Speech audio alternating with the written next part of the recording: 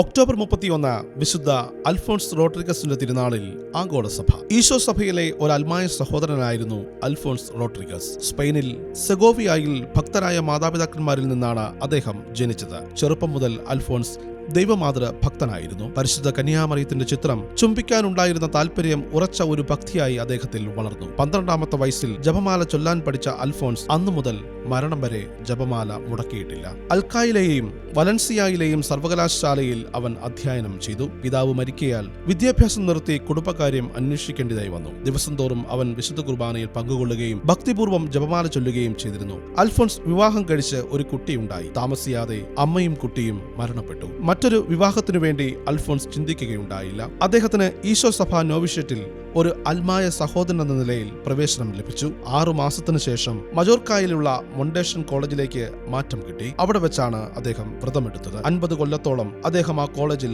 Porter ജോലി ചെയ്തു. ഒഴിവു സമയം അദ്ദേഹം ധ്യാന നിമഗ്നനായി കഴിച്ചു. അല്ലെങ്കിൽ ജപമാലയോ സുഹൃത ജപങ്ങളോ ചൊല്ലിക്കൊണ്ടിരുന്നു. പഠനം കാര്യമായിട്ടില്ലായിരുന്നെങ്കിലും ദൈവനിവേശിതമായ വിജ്ഞാനത്തിന്റെ പ്രകാശത്താൽ ദൈവശാസ്ത്രജ്ഞന്മാരും കാനൻ നിയമ വിദ്യാർത്ഥികളും താത്വികമായ പ്രശ്നങ്ങളെ സംബന്ധിച്ച് അദ്ദേഹത്തിന്റെ അഭിപ്രായം ആരാഞ്ഞിരുന്നു. വിശുദ്ധ പീറ്റർ ക്ലേവർ പോലും ഈ സഹോദരന്റെ ഉപദേശം തേടിയിട്ടുണ്ട്. ഇതിനിടയ്ക്ക് രോഗങ്ങളും ക്ലേശങ്ങളും അദ്ദേഹത്തെ അലട്ടിക്കൊണ്ടിരുന്നു. ഏതാനും മാസങ്ങൾ അദ്ദേഹം രോഗിയായി കിടന്നു. 1617 ഒക്ടോബർ 31 തീയതി അദ്ദേഹം കർത്താവിൽ നിദ്ര പ്രാപിച്ചു. വിശുദ്ധ അൽഫോൺസ് റോഡ്രിഗസെ ഞങ്ങൾക്കു വേണ്ടി പ്രാർത്ഥിക്കണമേ.